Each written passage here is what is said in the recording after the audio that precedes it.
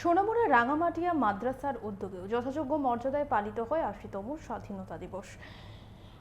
মাদ্রাসার প্রচুর সংখ্যক ছাত্রদের উপস্থিতি লক্ষ্য করা যায়। এদিন দিনের শুরুতে জাতীয় পতাকা উত্তোলন করা হয়। ভাষণ রাখতে গিয়ে আয়োজকদের তরফে কিছুটা উষ্মা প্রকাশ করা হয়। তারা বলেন, দেশ স্বাধীন করার ক্ষেত্রে উলামায়ের অনেক মানুষ প্রাণ বলিদান দিয়েছেন, কিন্তু আজকে পর্যন্ত স্কুল কলেজের ইতিহাসে তাদের নাম পর্যন্ত নেই। আমরা শুনবো ঠিক কি জানা যাচ্ছে এ ব্যাপারে।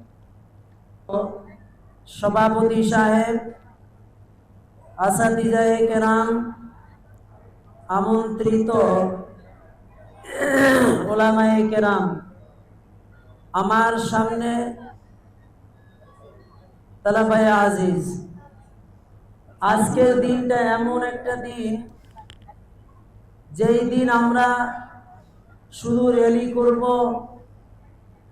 খুশি করব, আমোদ করব এটা না, বরঞ্চ আমাদের পূর্বপুরুষরা, আমাদের আকাবিরিনরা তারা যেই কোরবানি দিয়েছে, তাদের কোরবানিগুলোকে স্মরণ করার জন্যই মূলত আজকের এই অনুষ্ঠানটা। পরিশ্রমের বদৌলতে, তাদের রক্তের বদৌলতে আজকে এই স্বাধীন দেশে আমরা বসবাস করতে পেরেছি এবং আমরা সেই ইংরেজদের কুনজর থেকে আমরা এই দেশকে স্বাধীন করতে পেরেছি।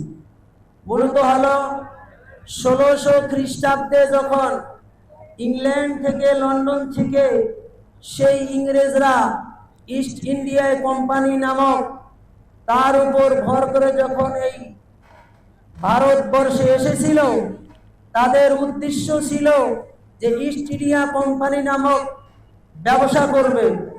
কিন্তু দেখা গেল সেই ১৭৫৭ খ্রিস্টাব্দ পর্যন্ত প্রায় ১৫৭ বছর তারা এই দেশকে শোষণ করে নিয়েছে, শাসন করেছে।